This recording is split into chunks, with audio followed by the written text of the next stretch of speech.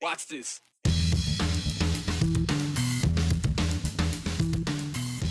You know, we wouldn't have Caldwell without trains, but now the city is hoping to have trains without the noise. Could there be a quiet zone in Caldwell? You don't have to be old enough to vote to make a difference in D.C. We'll introduce you to some Idaho teenagers standing up for people with type 1 diabetes.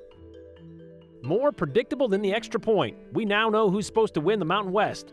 Yeah, football season's almost here, but the talk at the conference media days wasn't just limited to the gridiron.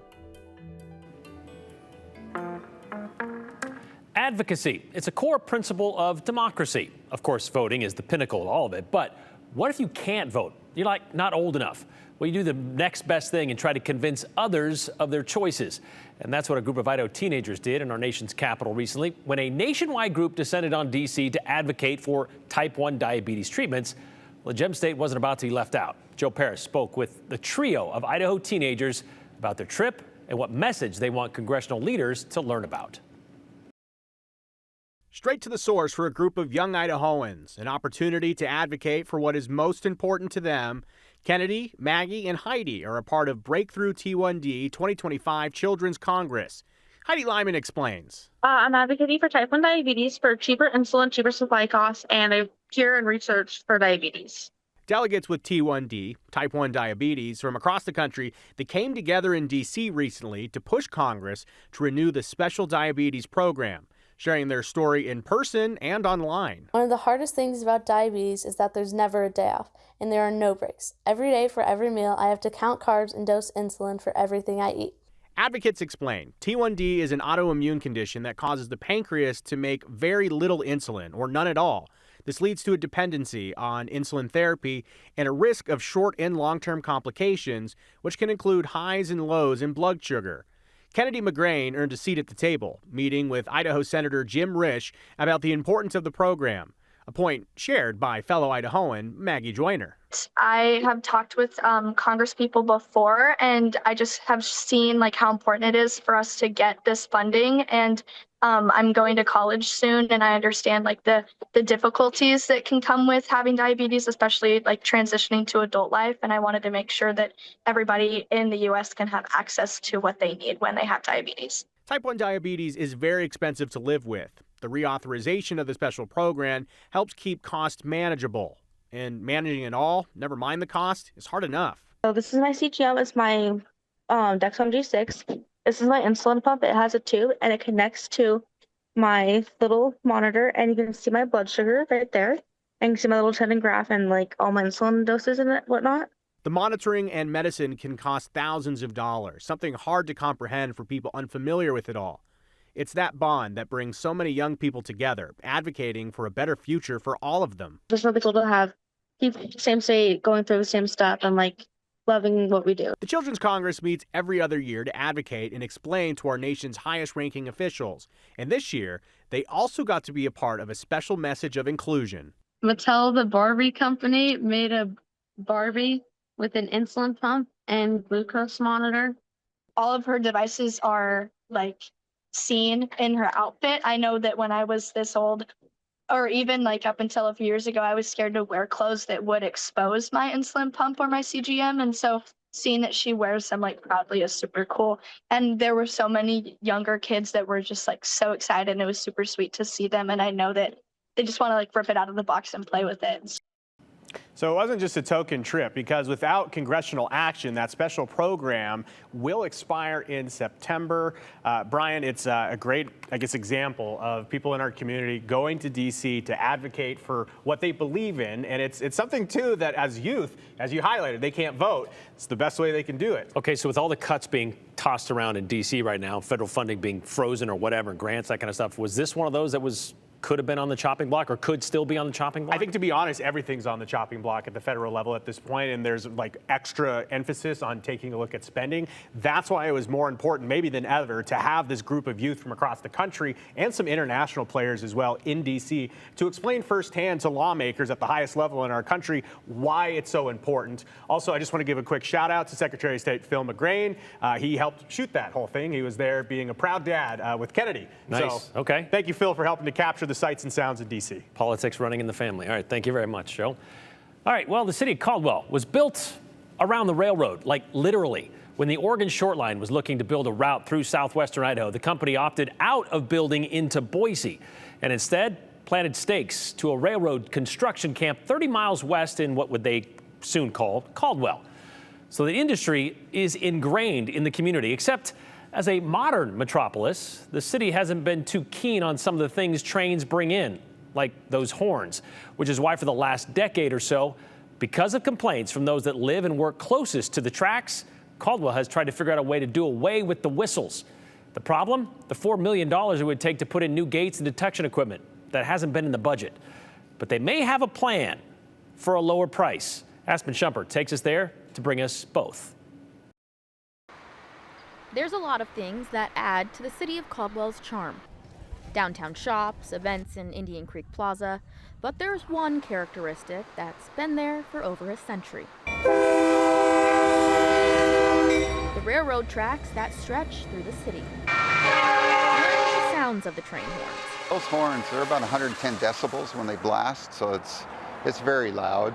Ariana Corrales lives less than 400 feet from the tracks. Oh, it kind of shakes our building, honestly. It's pretty loud. A bother to Jeff Youngblood at all hours of the day. He also lives nearby. Pretty annoying that they honk the horns constantly all night long, waking people up. But Bruce Mills, the Deputy Public Works Director for the city, says the horns serve a purpose. It's definitely a safety thing. To let those near the tracks or drivers on the road know a train is about to pass through. But all the honking, and they seem to get louder and louder and constant and more and more and more. The Federal Railroad Administration requires trains to blow their horns at public highway rail crossings for 15 seconds, with a pattern of 2 long blasts, 1 short blast, and another long blast. The noise is what's a big problem, especially late at night. One time I've heard it like at 3 in the morning, and I'm like, oh, well, there's my alarm for the day. Corrales says they even considered moving because of the noise. On average, Mills says about 17 trains drive through each of the city's crossings a day. But soon, those honks will disappear. And Caldwell rolls out quiet zones at the 7 main railroad tracks in the city. The trains will, as they approach the tracks, instead of blasting their horn, they won't do that anymore. The gates will still come down and the lights will still flash with chimes. A plan Corrales is on board with. You want to relax. You don't want a horn blowing, at your door at who knows what time. Before the quiet zones are implemented, the city is addressing safety concerns.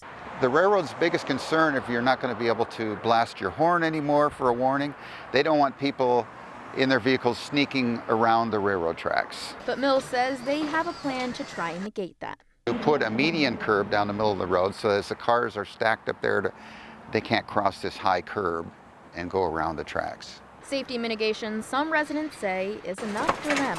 As long as they're visible, the lights are always working, that should be just enough resources to eliminate the horns. The city of Caldwell has budgeted in next year's budget for the safety mitigation work to be in their plan. Again, that's a one-time cost of $300,000. Now they are just waiting on final approval from the Federal Railroad Administration for approval to do it. Union Pacific shared a statement with me this afternoon about their collaboration with the city and making sure everyone is on the same page and emphasizing residents and drivers keep safety top of mind near the tracks. Now, Mills says if everything goes on schedule and goes to plan, Brian, that they should be able to have this in place by latest next spring. Okay, so as evidence of how loud those trains are, some of what you were saying was kind of drowned out a little bit. But just to be clear, when those trains go through, they have to blow a horn for 15 seconds at 110 decibels. Yep. And 15 seconds, 15 kind of pattern of their blows, but yes, 15 seconds. That's a long time. It That's is. pretty loud. That's it like is rock concert pretty loud. It's Yeah. pretty loud. Some of the shots you can even see the camera shaking because that's what happens in that area. What about businesses in that area? Yeah, I talked to several businesses today who go back and forth between liking the trains because it is the charm of the city, but also dealing with the sounds. Yeah, okay. Well, Mixed emotions. All right, thank you very much, Aspen. With law enforcement still searching for the man accused of killing his 3 daughters, new video shows Travis Decker days before those alleged murders. And about halfway through July, wildfires kicking into full swing. Here's Jude Binkley with the 411. Police are investigating after a body was found in a canal early this morning. Boise police say around 6:30 they received a call about a body in a nearby canal off Eagle Road and Wainwright Drive. Boise Fire found the adult man dead. The investigation is ongoing. Newly released video from the Wenatchee Police Department shows Travis Decker, the man wanted for the murders of his 3 daughters, days before he allegedly killed them at a campsite outside Leavenworth. This dashcam video, obtained by our sister station in Seattle, shows Decker's unsettling behavior following a crash. Decker is seen interacting with a police officer and another driver after Decker slammed into their car at a red light in Wenatchee on May 27th. Witnesses described him as nervous and fidgety with intimidating body language. 3 days later, Decker disappeared with his 3 young daughters, who were later found suffocated to death. Decker has not been found since. 2 fires are burning outside Mountain Home. The Tyndall fire is burning in the Crane Falls area north of Tyndall Road. It started yesterday afternoon and has already burned more than 1,500 acres. The BLM expects to have it under control by tomorrow night. And about 20 miles to the east near Hammett is the Medbury fire. It's burning off Highway 30 and has grown to about 100 acres. Meanwhile, 2 wildfires continue to burn in the Payette National Forest. That includes the Rush Fire and the Big Bear Fire. Both are burning northeast of McCall. The Rush Fire started last Thursday from a lightning strike about half a mile south from the Soldier Bar airstrip. It's burned more than 750 acres. And the Big Bear Fire has burned more than 2,500 acres just east of Arctic Point Lookout. It started last Wednesday from a lightning strike. The fire is currently burning west in steep slopes and in thick timber. And that's the 411 on the 208. I'm Jude Binkley.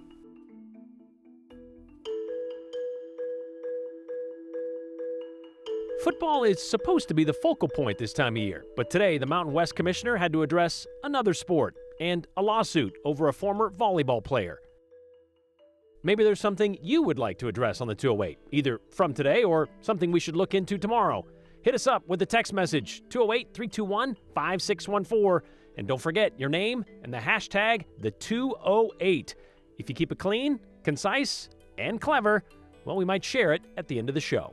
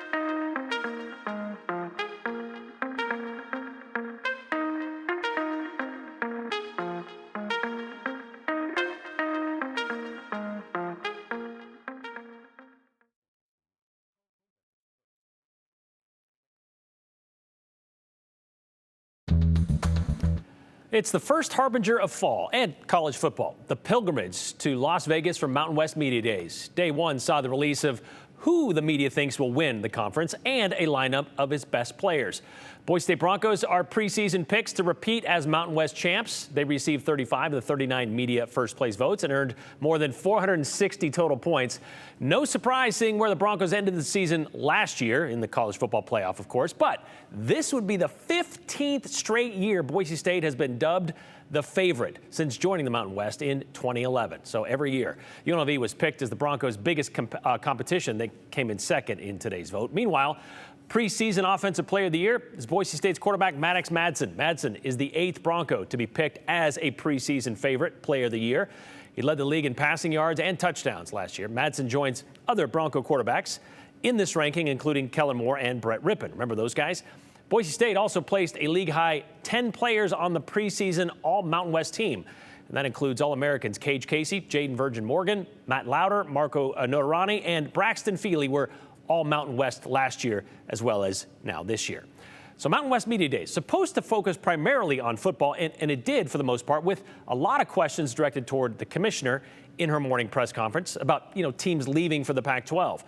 But then a reporter with Fox News took the opportunity to ask about another fall sport. That would be women's volleyball. And that's where we bring in Hunter Funk, who's down there in Las Vegas right now. Hunter, what happened this morning?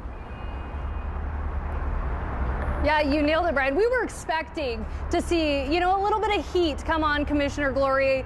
And, that was expected. You have Pac-12, you have Mountain West. 5 teams are leaving to Pac-12. Pac-12, Mountain West, they're tied up in court challenges. But yeah, hearing about San Jose and their volleyball player was something we didn't expect. Now, the Mountain West launched an investigation into misconduct into a San Jose volleyball player. And so it led to the question, why did the conference hire the same law firm that was hired to defend the player's eligibility in court to conduct that investigation? Well, the answer was kind of conflicted. Well, that is a question concerning active litigation, so I'm not going to comment about ongoing litigation, but the statement that the same law firm represented the school in defending the player is incorrect. Why is it incorrect? Because the lawyer that did our investigation was not representing San Jose State in... It was representing the Mountain West to defend the player's eligibility in court. Are you confident in your legal defense? Yes. Yeah, so not quite a clear answer, but it seems that football isn't the only thing being talked about this year during Mountain West Media Days. Now, there are other lawsuits that were brought up during that meeting, but kind of same response. It's in litigation, can't respond, and they're just looking forward to the season. Okay, well, thank you very much, Hunter. So just to kind of give a little more information on this, I guess, these allegations from last November. Last November, there were allegations of misconduct by a San Jose State volleyball player against a teammate. Brooke Fleming was accused of conspiring with an opponent to injure her Spartan teammate, that'd be Brooke Slusser.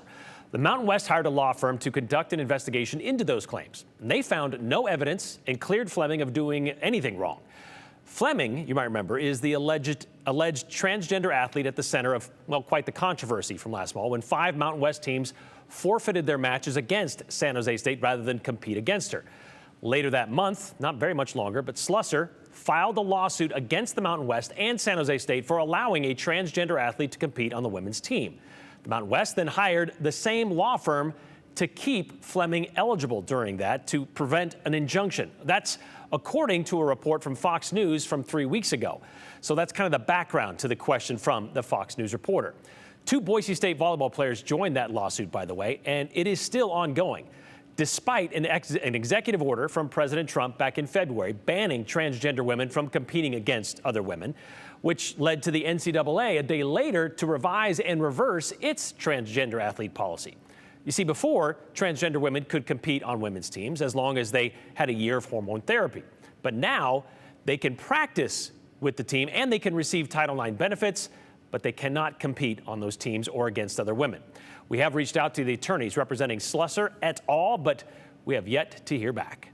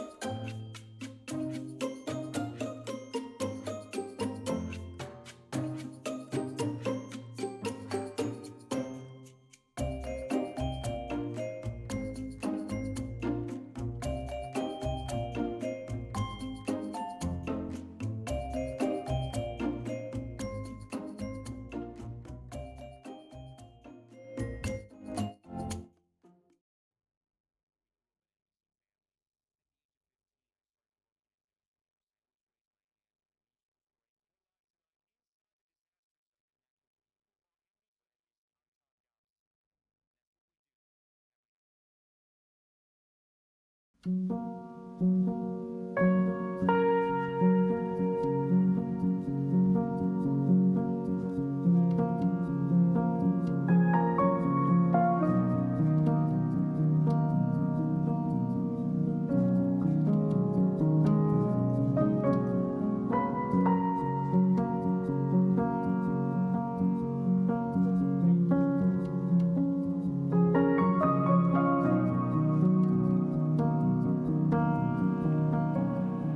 just beautiful photos from across the Gem State. And hey, speaking of beautiful, it is a stunning summer afternoon. We were just talking in studio about what a bummer it is. We're stuck inside. It's 88 degrees and sunny in Boise. That is comfortable for the middle of July. 83 in Twin Falls, low 80s with sunny skies up in the mountains. Just phenomenal. Winds are light. We're seeing little pockets of wind gusts, maybe 15 to 20 miles per hour. But all in all, we have a calm, sunny, uneventful Wednesday evening coming our way. So if you do have a chance to get out and about and enjoy, it'll be lovely. We will likely inch up a little closer to 90 maybe in Boise over the next hour or so, but all in all, really nice. Clear skies stick around. We'll drop into those mid 80s around our 9:23 sunset. Overnight tonight, temperatures drop down into the mid 60s, maybe even upper 50s in some of our cooler spots across the Treasure Valley. Twin Falls, you'll wake up to 62 degrees and clear skies tomorrow. Cold in Stanley early, 39 degrees early on around Redfish Lake, but look at this temperature swing, mid 80s expected tomorrow across our Central Mountain locations. The heat really does return tomorrow. So again, enjoy today's cool down. It's only here today, gone tomorrow. Back up near the triple digits across the Treasure Valley tomorrow, scorching in the Magic Valley as well, mid 90s there. The other thing we're watching for tomorrow is the possibility of more wildfire smoke trickling in from the west. This is our future cast over the next 24 hours where we start seeing the yellows and oranges and reds. That indicates denser levels of smoke at the surface. The blue indicates light levels. This is just a forecast. We'll see how fire activity, what happens over the next 24 hours, how strong our winds are from the west, but still that hazy horizon, it is possible. Now, the other thing we're watching for tomorrow, we have some monsoon moisture that will be creeping up from the south. That could trigger just a couple of isolated rumbles of thunder and quick rounds of rain and maybe some small hail and gusty winds, mostly south of the I-84 corridor over in the Twin Falls area, but some of those winds could make their way up into the Magic Valley. All of that, though, rolls off overnight Thursday into Friday, leaving nothing but sunshine behind. So we are hot for the rest of the work week, hazy at times as well. Pushing 100 in Boise for Thursday and Friday. Over the weekend, though, we have a nice cool down coming in again that takes us below average. By Sunday, we'll hover in those low 90s with just a few clouds entering the picture early next week. All right, maybe you like to sleep in on your weekdays. Well, you have an extra 2 hours of Wake Up Idaho to wake up to if you'd like. We're going to be live streaming weekdays from 5 now until 9. You can join us on KTVB Plus for even more headlines, weather, and yes, we'll even include some traffic during those hours. To watch KTVB Plus, just download it to your TV and watch for free.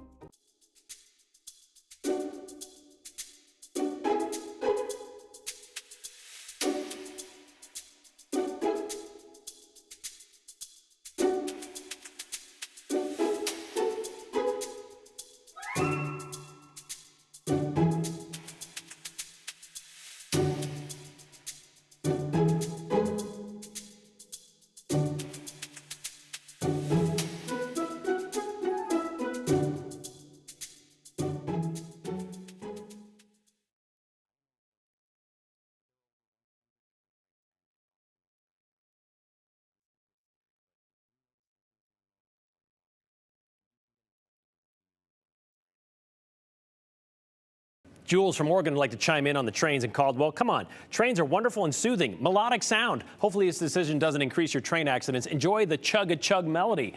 If it was just the chug-a-chug melody, maybe they could deal with it, Jules. Maybe that's not the only issue. As far as everyone complaining about the trains, horns, the train was there way before everyone built their homes and businesses next to the tracks. That's Monty and Fairfield. That's true. But also, planes didn't sound as loud as they do now, and people living there right now kind of complain about the same thing. People choose where they live. To complain about a train horn is ridiculous. If you don't like it, move. We get a lot of these today about, like, if you don't like it, get out of there. They complain in CUNA, too. This is nothing new. Just add it to the list in CUNA, I guess. Right, Sarah? We'll see you tomorrow. Continue with us and watch free now on the KTVB Plus app everywhere you stream.